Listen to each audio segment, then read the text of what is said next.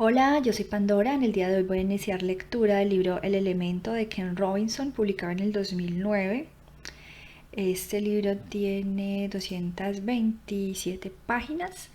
Pues vamos a hacer varios videos al respecto.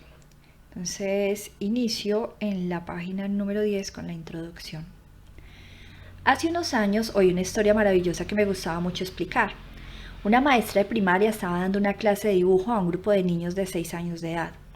Al fondo del aula se sentaba una niña que no solía prestar demasiada atención, pero en la clase de dibujo sí lo hacía. Durante más de 20 minutos la niña permaneció sentada ante una hoja de papel, completamente absorta de lo que estaba haciendo. A la maestra aquello le pareció fascinante. Al final le preguntó qué estaba dibujando.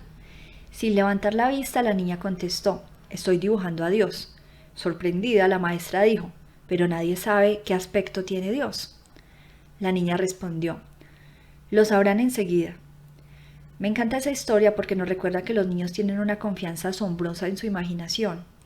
La mayoría perdemos esta confianza a medida que crecemos, pero pregunta a los niños de una clase de primaria quiénes consideran que tienen una imaginación y todos levantarán la mano. Pregunta lo mismo en una clase de universitarios y verás que la mayoría no lo hace.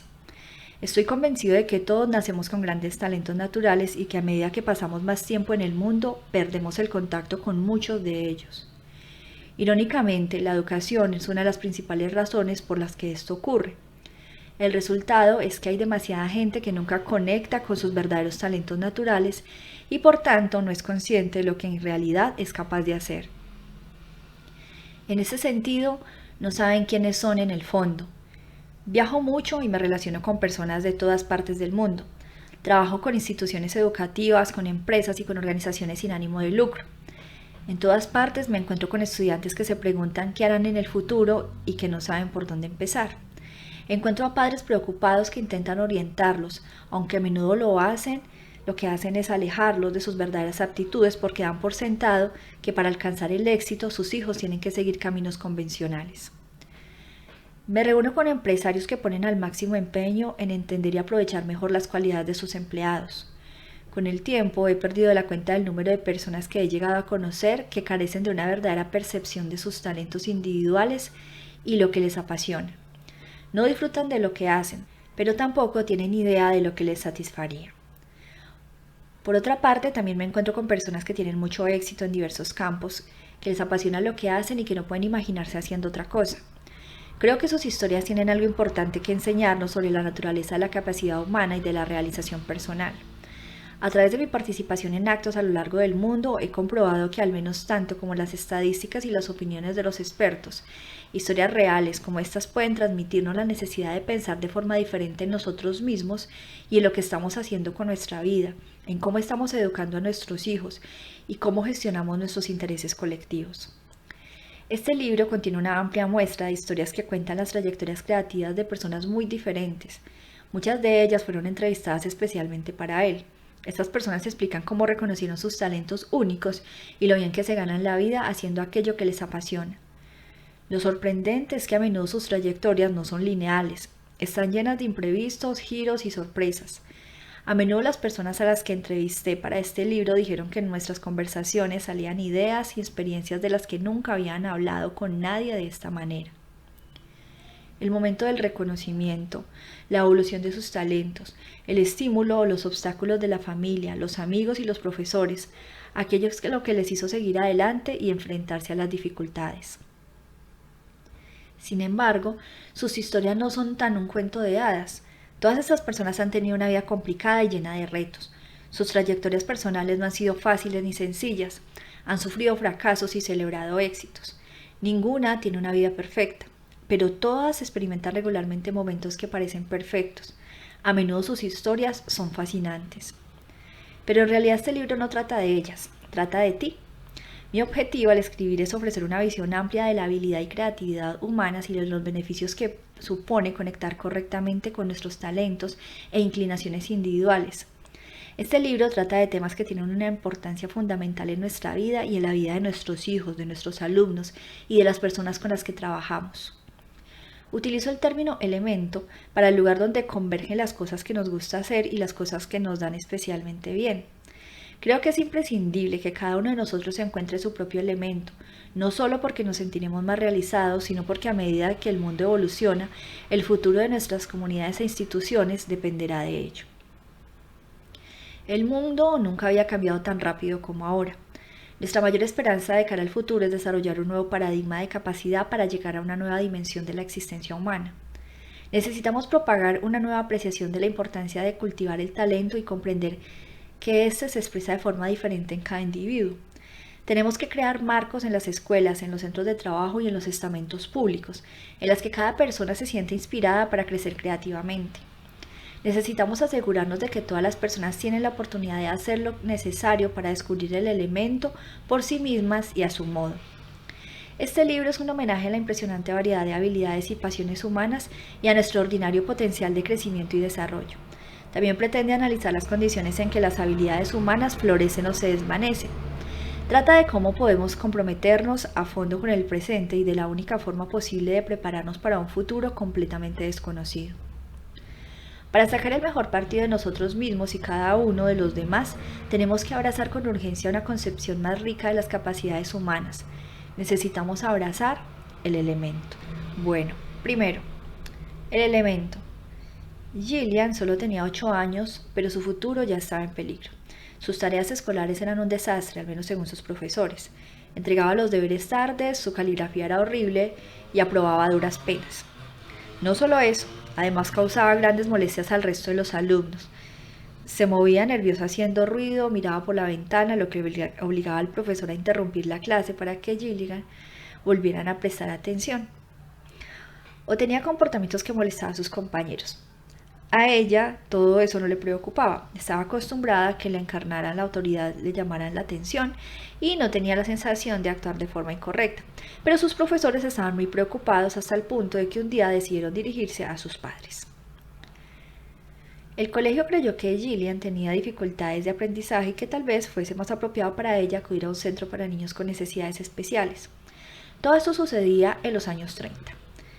Creo que en la actualidad dirían que sufría un trastorno por déficit de atención de hiperactividad, TDAH, y le recetarían Ritalin o algo parecido, pero en los años 30 todavía no se había diagnosticado el TDAH. Esta enfermedad no se conocía y las personas que la padecían no sabían, por tanto, que estaban enfermas. Los padres de Gillian recibieron la carta del colegio con gran preocupación y se pusieron en marcha. La madre de Gillian le puso su mejor vestido y sus mejores zapatos, le hizo 2 coletas y, temiendo lo peor, la llevó al psicólogo para que la evaluara. Aún hoy, Gillian recuerda que le hicieron pasar a una amplia habitación con estanterías de madera de roble llenas de libros encuadernados en piel. Llevó a Gillian hasta el otro extremo de la habitación y le pidió que se sentara en un enorme sofá. Los pies de Gillian apenas tocaban el suelo, estaba tensa, nerviosa por la impresión que pudiera causar, se sentó sobre las manos para dejar de moverlas. El psicólogo regresó a su escritorio y durante los siguientes 20 minutos le preguntó a la madre de Gillian acerca de los contratiempos en el colegio y los problemas que decían que estaba causando. Aunque no dirigió ninguna de estas preguntas a Gillian, no dejó de observarla con atención en todo momento. Esto hizo que Gillian se sintiera incómoda y confusa. Incluso a tan tierna edad supo que ese hombre desempeñaría un papel importante en su vida. Sabía lo que significaba ir a una escuela especial y no quería saber nada de ellas. Creía sinceramente que no tenía ningún problema, pero al parecer todo el mundo opinaba lo contrario. Y viendo cómo su madre contestaba las preguntas, era posible que incluso ella lo creyera. Puede que tenga razón, pensó Gillian. Finalmente, la madre de Gillian y el psicólogo dejaron de hablar. El hombre se levantó del escritorio, caminó hacia el sofá y se sentó al lado de la pequeña. Gillian, has tenido mucha paciencia y te doy las gracias por ello, dijo. Pero me temo que tendrás que seguir teniendo paciencia durante un ratito más. Ahora necesito hablar con tu madre en privado. Vamos a salir fuera unos minutos, no te preocupes, no tardaremos. Gillian asintió, intranquila, y los 2 adultos la dejaron allí sentada, sola. Pero antes de marcharse de la habitación, el psicólogo se reclinó sobre el escritorio y encendió la radio. En cuanto salieron y llegaron al pasillo, el doctor le dijo a la madre de Gillian: «Quédese aquí un momento y observe lo que hace». Se quedaron de pie al lado de una ventana de la habitación que daba al pasillo, desde donde Gillian no podía verles. Casi de inmediato Gillian se levantó y comenzó a moverse por toda la estancia siguiendo el ritmo de la música. Los dos adultos la observaron en silencio durante unos minutos, deslumbrado por la gracia de la niña.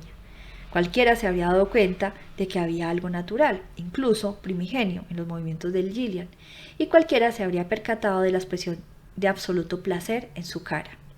Por fin, el psicólogo se volvió hacia la madre de Gillian y dijo: «Señora Lyne, Gillian no está enferma, es bailarina, llévela a una escuela de danza». Le pregunté a Gillian qué pasó a continuación. Me explicó que su madre hizo lo que le habían recomendado. Me resulta imposible expresar lo maravilloso que fue, me contó.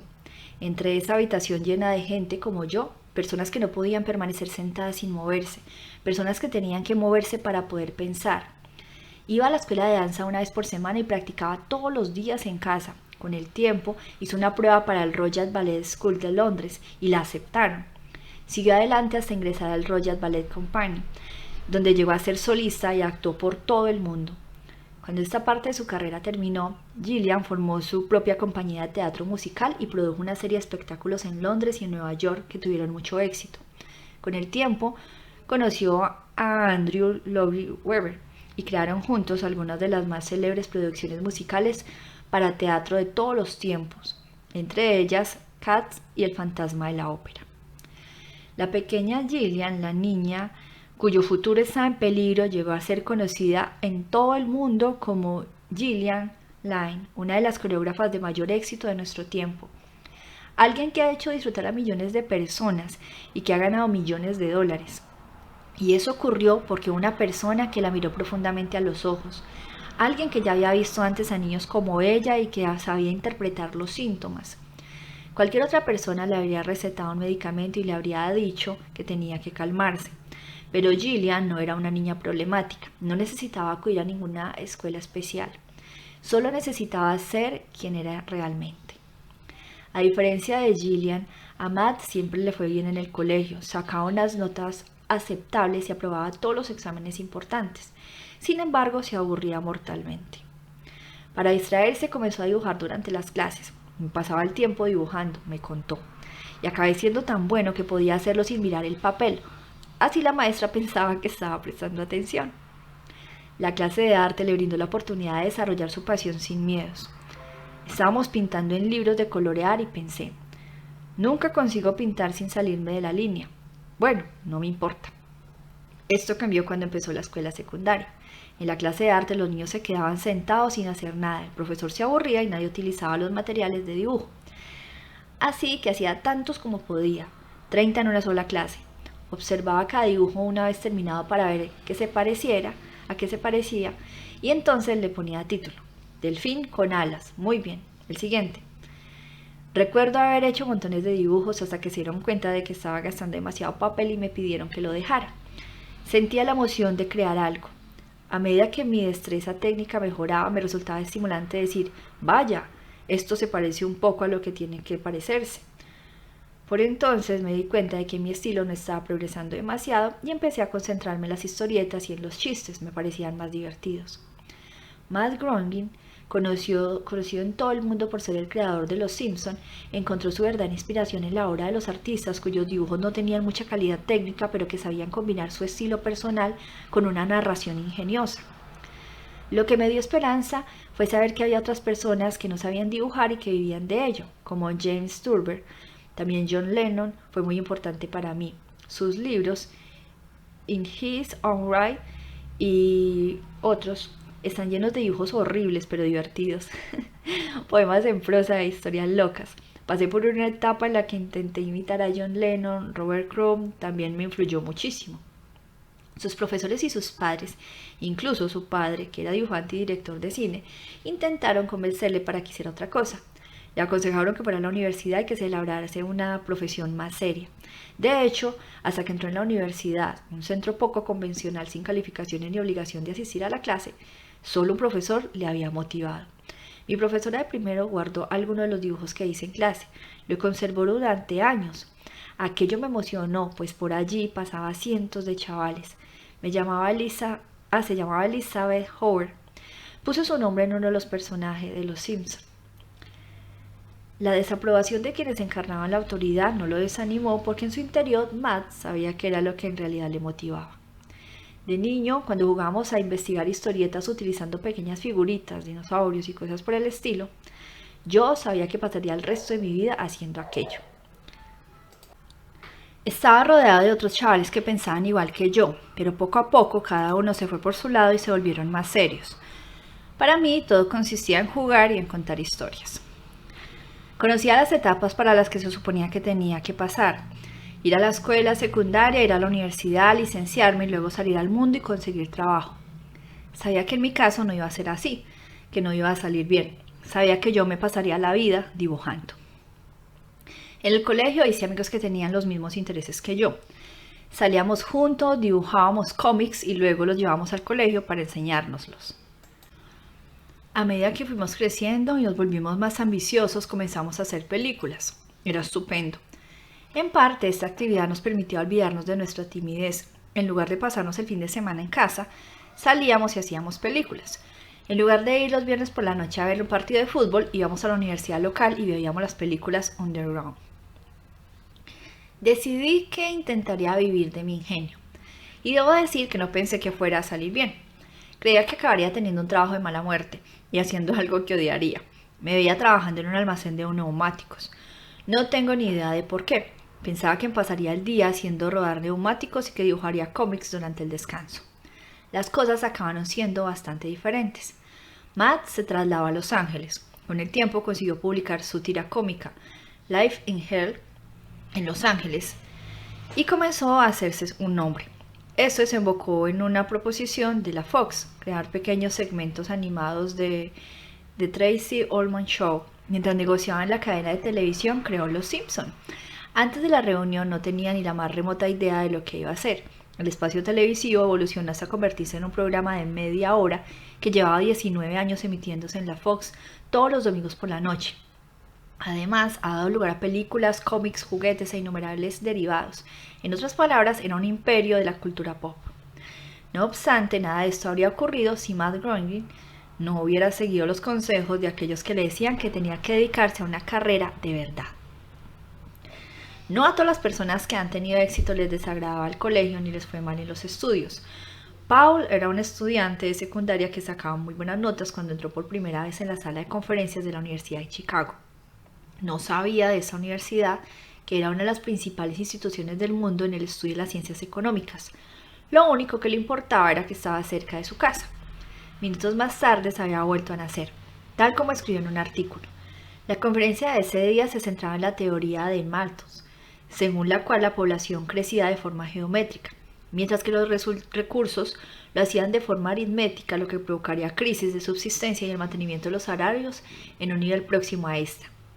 Entender aquella simple ecuación diferencial era tan fácil que supe erróneamente que me estaba perdiendo algo misteriosamente complejo.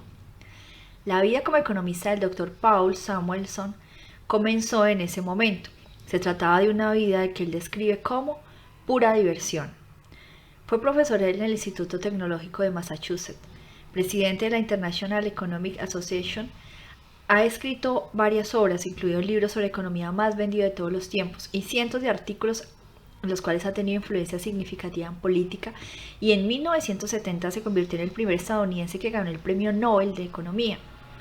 Cuando era joven se me daban bien los problemas de lógica y la solución de los acertijos de los tests del coeficiente intelectual. Así que si la economía estaba hecha para mí, también puede decirse que yo estaba hecho para la economía. No hay que subestimar la importancia vital de encontrar pronto el trabajo al que quieres dedicarte. Esto hace posible que los alumnos que no rindan al nivel exigido puedan convertirse en guerreros felices. 3 historias, un mensaje. Gillian Lane, Matt Groening y Paul Samuelson son 3 personas distintas con historias diferentes. Lo que los une es un mensaje singular a dudas convincente. Los 3 alcanzaron el éxito y la satisfacción personal tras descubrir aquello que de forma natural se les da bien y les entusiasma. Llamo a las historias como las suyas, historias epifánicas, porque tienden a implicar cierto grado de revelación, un punto de inflexión entre un antes y un después. Estas epifanías cambiaron completamente sus vidas, les marcaron una dirección y un objetivo, y los transformaron como nada lo había hecho antes. Tanto ellos como las otras personas que conoceréis en este libro han encontrado su lugar, Has descubierto su elemento, allí donde confluyen las cosas que te encanta hacer y las que se te dan bien. El elemento es una manera diferente de limitar nuestro potencial. Se manifiesta de distintas formas en cada persona, pero los componentes del elemento son universales. Lane, Groening y Samuelson han conseguido muchas cosas en su vida, pero no son los únicos capaces de lograrlo. Lo que los hace especiales es que han descubierto lo que les encanta hacer y están haciéndolo. Han encontrado su elemento. Según mi propia experiencia, la mayoría de las personas no lo han descubierto. Encontrar el elemento es imprescindible para el bienestar y el éxito a largo plazo y por consiguiente para la solidez de nuestras instituciones y la efectividad de nuestros sistemas educativos.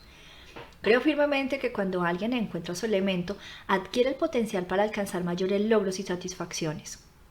Con ello no quiero decir que haya una bailarina, un dibujante de cómics o un premio Nobel de Economía en cada uno de nosotros.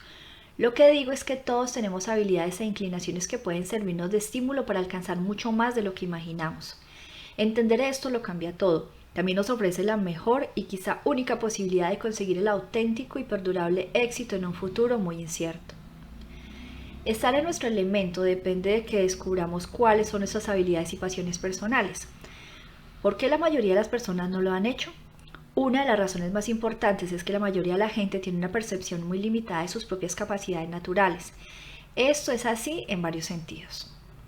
La primera limitación está en nuestra comprensión del alcance de nuestras posibilidades. Todos nacemos con una capacidad extraordinaria para la imaginación, la inteligencia, las emociones, la intuición, la espiritualidad y con conciencia física y sensorial. En la mayoría de los casos solo utilizamos una mínima parte de esas facultades y algunas personas no las aprovechan en absoluto. Hay mucha gente que no ha descubierto su elemento porque no conoce sus propias capacidades. La segunda limitación está en nuestra comprensión de cómo todas esas capacidades se relacionan entre sí de forma integral. Por lo general, creemos que nuestra mente, nuestro cuerpo y los sentimientos y las relaciones con los demás funcionan de manera independiente como sistemas separados. Muchas personas no han encontrado su elemento porque no han entendido su carácter orgánico. La tercera limitación está en nuestras escasas comprensiones del potencial que tenemos para crecer y cambiar. Generalmente la gente parece creer que la vida es lineal, que nuestras capacidades menguan a medida que nos hacemos mayores y que las oportunidades que desaprovechamos las perdimos para siempre. Muchas personas no han encontrado su elemento porque no comprenden su permanente potencial para renovarse. Nuestros coetáneos, nuestra cultura y las expectativas que tenemos de nosotros mismos pueden agravar esa visión limitada de nuestras capacidades. Sin embargo, uno de los factores más importantes para todo el mundo es la educación. No todos estamos cortados por el mismo patrón. A algunas de las personas más geniales y creativas que conozco no les fue bien en el colegio. Muchas de ellas no descubrieron lo que podían llegar a ser y quiénes eran en realidad, hasta que dejaron el colegio y superaron la educación que habían recibido. Nací en Liverpool, Inglaterra, y en la década de los 60 iba al Liverpool College. Al otro lado de la ciudad se encontraba el Liverpool Institute. Uno de los alumnos era Paul McCartney. Sí. Paul pasó la mayor parte del tiempo en que estudió en el Liverpool Institute haciendo el tonto. En lugar de estudiar cuando llegaba a casa, dedicaba la mayoría de las horas a escuchar rock y aprender a tocar guitarra. Resultó que aquella fue una lección muy inteligente, especialmente cuando conoció a John Lennon en una fiesta del colegio en otra parte de la ciudad. A cada uno le impresionó el otro y con el tiempo decidieron formar un grupo musical con George Harrison y más tarde Ringo Starr llamado los Beatles. Fue una gran idea. Hacia mediados de los 80, tanto Liverpool College como el Liverpool Institute habían cerrado. Los edificios seguían ahí, pero vacíos y abandonados. Desde entonces, ambos han vuelto a cobrar vida de maneras muy diferentes. Los promotores inmobiliarios convirtieron mi vieja escuela en apartamentos de lujo, un gran cambio, ya que el college no tenía nada lujoso cuando yo estudiaba ahí. El Liverpool Institute se ha convertido en el Liverpool Institute for Performing Arts, LIPA, uno de los principales centros de Europa para la formación de profesionales en bellas artes. Su presidente de honor es Sir Paul McCartney. Las viejas y las polvorientas aulas en las que pasó su adolescencia fantaseando acogen a estudiantes de todas partes del mundo que hacen lo que él soñaba hacer, música, así como aquellos que estaban aprendiendo a salir a escena en campos muy diferentes. Yo desempeñé un pequeño papel al comienzo de la creación del LIPA y en su 10º aniversario la escuela me concedió un galardón. Volví a Liverpool para recibir el premio de manos de Sir Paul en la ceremonia de graduación anual. Di una conferencia a los alumnos diplomados sobre algunas de las ideas de este libro. La necesidad de descubrir tus intereses y talentos, así como el hecho de que a menudo la educación no solo no te ayuda a descubrirlas, sino que muchas veces tiene el efecto contrario. Sir Paul también habló ese día y respondió directamente a lo que yo acababa de decir. Explicó que él siempre había amado la música, pero que en el colegio nunca disfrutó de las clases de esta materia.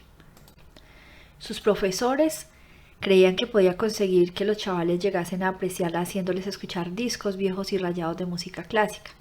A Sir Paul aquello le parecía tan aburrido como el resto de las clases.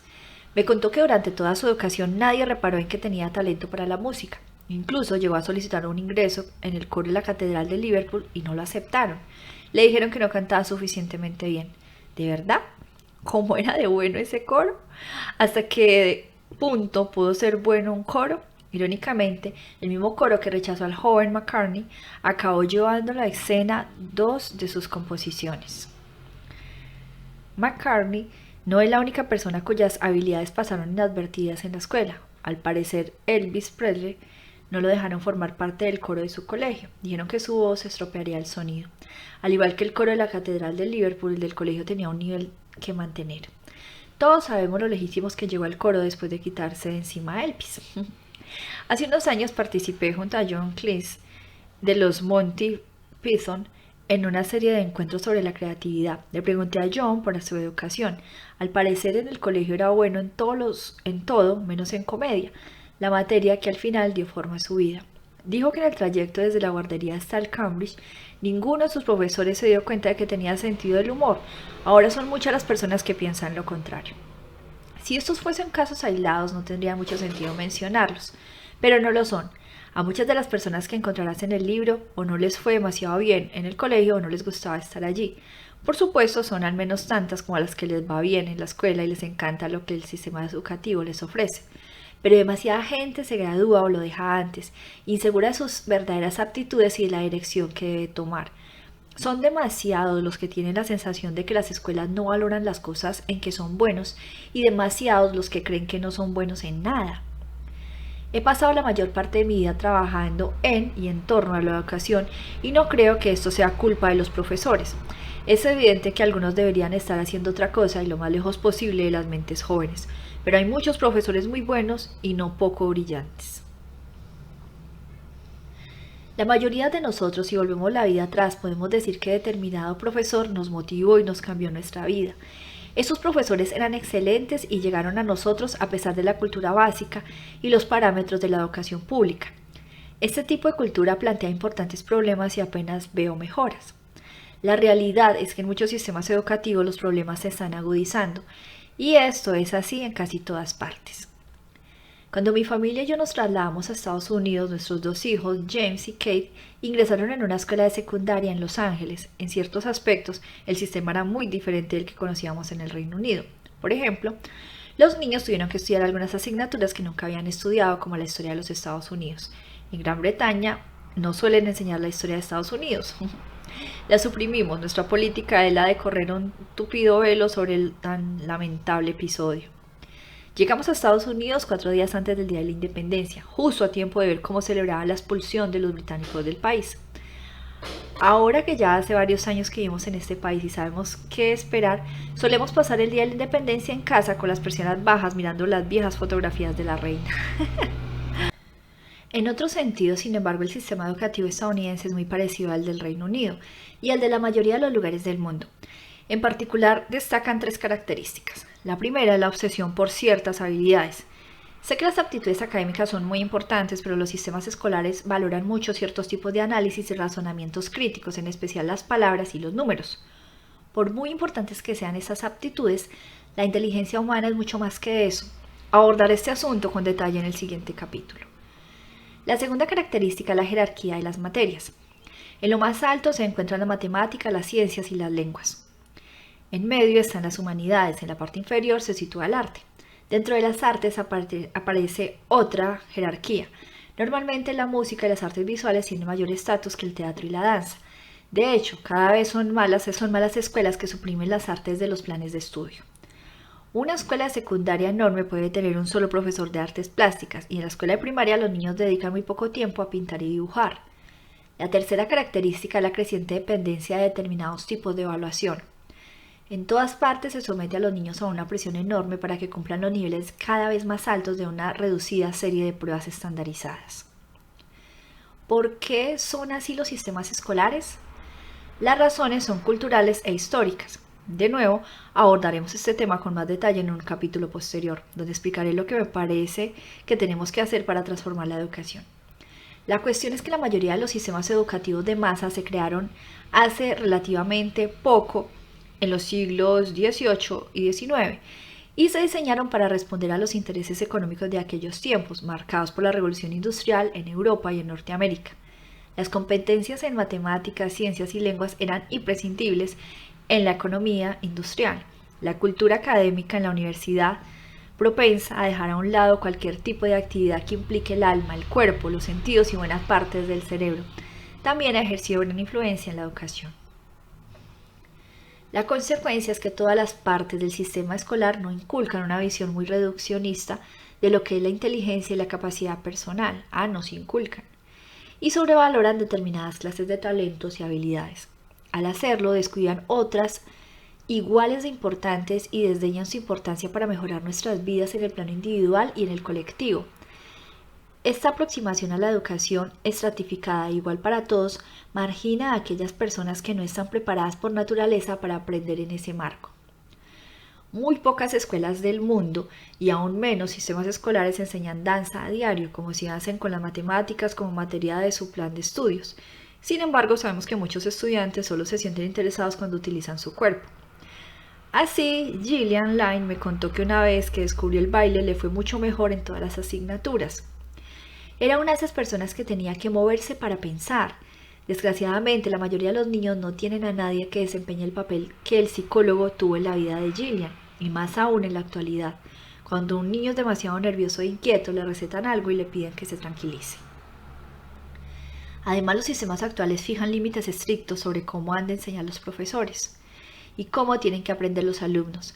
La habilidad pedagógica es muy importante, pero también lo es aceptar otros modos de pensar. A las personas que piensan visualmente tal vez les encante determinado tema o asignatura, pero no se darán cuenta de ello si sus profesores solo les presentan de forma no visual. Sin embargo, nuestros sistemas educativos animan cada vez más a que los profesores enseñen a los estudiantes con un estilo uniforme. Para apreciar las implicaciones de las historias epifánicas encontradas aquí, es más, para que busquemos las nuestras necesitamos reconsiderar radicalmente nuestro enfoque de la inteligencia. Este planteamiento de la educación cuarta asimismo una de las habilidades que necesitan más las jóvenes para abrirse paso en el cada vez más exigente mundo del siglo XXI. El pensamiento creativo. Nuestros sistemas educativos valoran mucho conocer la respuesta a una pregunta, con programas como No dejar atrás a ningún niño, un programa que es estadounidense, y su insistencia en que los niños de todas partes de Estados Unidos estén cortados por el mismo patrón. Estamos dando más importancia que nunca a la conformidad y a encontrar la respuesta correcta. Todos los niños empiezan el colegio con una imaginación brillante, una mente fértil y una buena disposición a correr el riesgo de expresar lo que piensan. Cuando mi hijo tenía 4 años, el centro de preescolar en el que estudiaba puso en escena una representación de la historia de la Natividad. Durante la función hubo un momento maravilloso en el que 3 pequeños salieron al escenario disfrazados de Reyes Magos con sus regalos de oro, incienso y mirra. Creo que al segundo niño le faltó un poco de sangre fría y se salió del guión. El tercer niño tuvo que improvisar una frase que no había aprendido, a lo que no había prestado demasiada atención durante los ensayos, dado que solo tenía 4 años. El primer niño dijo: "Te traigo oro". El segundo dijo: "Te traigo mirra". Y el tercero dijo: "Frank envió esto". ¿Quién crees que era Frank? El 13º apóstol, el libro del perdido de Frank. Lo que me encantó de la citación fue lo que ilustraba, que a los críos no les preocupa demasiado si se equivocan o no. Si no están demasiado seguros sobre qué hacer en una situación determinada, simplemente inventan algo para ver qué pasa. Con eso no pretendo decir que equivocarse sea lo mismo que ser creativo. A veces equivocarse significa simplemente equivocarse, pero si no estás preparado para equivocarte, nunca se te ocurrirá nada original. Hay un defecto de base en la forma en la que los políticos estadounidenses han interpretado la idea de volver a los orígenes para mejorar la calidad de los estándares educativos. Consideran que volver a los principios básicos es un modo de reforzar los criterios educativos de la época de la Revolución Industrial, la jerarquía de las materias. Parecen creer que si alimentan a nuestros hijos con un menú único en todo el estado de lectura, escritura y aritmética, seremos más competitivos frente al resto del mundo y estaremos más preparados con vistas al futuro. Lo desastrosamente erróneo de este planteamiento es que infravalora gravemente la capacidad humana. Damos una importancia enorme a los exámenes estandarizados, recortamos la financiación de aquellos programas que consideramos secundarios y luego nos preguntamos por qué nuestros hijos parecen poco imaginativos y faltos de inspiración. De este modo, nuestro actual sistema educativo agota sistemáticamente la creatividad de los niños. La mayoría de los estudiantes nunca llegan a explorar todas sus capacidades e intereses. Aquellos cuya mente funciona de forma diferente, y son muchos, puede que incluso la mayoría, pueden sentirse totalmente ajenos a la cultura educacional. Por eso muchas de las personas que han triunfado en la vida no les fue bien en el colegio. Se supone que la educación es el sistema que debe desarrollar nuestras habilidades naturales y capacitarnos para que nos abramos paso en la vida. En lugar de eso, está refrenando la habilidad y los talentos naturales de demasiados estudiantes y minando su motivación para aprender. Hay algo muy irónico en todo esto. La razón por la que muchos sistemas escolares han tomado esta dirección es que al parecer los políticos creen que es fundamental para el crecimiento económico y la competitividad, así como para que los estudiantes consigan un empleo. Pero el hecho es que en el siglo XXI los empleos y la competitividad dependen totalmente de esas cualidades que los sistemas escolares se están viendo obligados a reducir y que este libro preconiza. Todas las empresas afirman que necesitan personas creativas y capaces de pensar por sí mismas, pero esta afirmación no se refiere solo al mundo empresarial. Significa que buscan gente cuya vida tenga un objetivo y un significado dentro y fuera del trabajo. La idea de volver a los orígenes no está mal en sí misma. Yo también creo que es necesario que nuestros niños vuelvan a los orígenes. Sin embargo, si de verdad vamos a hacerlo, debemos recorrer todo el camino de vuelta. Tenemos que reconsiderar la naturaleza básica de la habilidad humana y los objetivos fundamentales de la educación actual. Hubo un tiempo en que reinaba la máquina de vapor. Era potente, eficaz y mucho más eficiente que el sistema de propulsión que se utilizaba hasta entonces. Pero con el tiempo dejó de responder a las nuevas necesidades de la gente y el motor de combustión interna se ofreció como un nuevo paradigma. En muchos sentidos, nuestro actual sistema educativo es como la máquina de vapor y resulta que se está quedando sin vapor bastante pronto. Pero los problemas que desvela el envejecimiento del sistema educativo no terminan cuando dejamos el colegio, sino que se reproducen en las instituciones públicas y en las empresas, y el ciclo se repite una y otra vez. Como sabe cualquier persona del mundo empresarial, es muy fácil que te encasillen pronto en tu profesión. Cuando esto pasa, es extremadamente difícil sacar el mejor partido de tus otros y quizá más auténticos talentos. Si el mundo empresarial ve en ti un financiero, te será difícil encontrar el empleo en la parte creativa del negocio. Esto puede arreglarse si tanto nosotros como las instituciones en que nos desenvolvemos pensamos y actuamos de manera diferente. De hecho, es fundamental que lo hagamos. Bueno, vamos en la página 24, dejaremos así por el día de hoy, por este video. Recuerden suscribirse y darle like a este video si les gustó. Chao, chao y nos veremos en una próxima.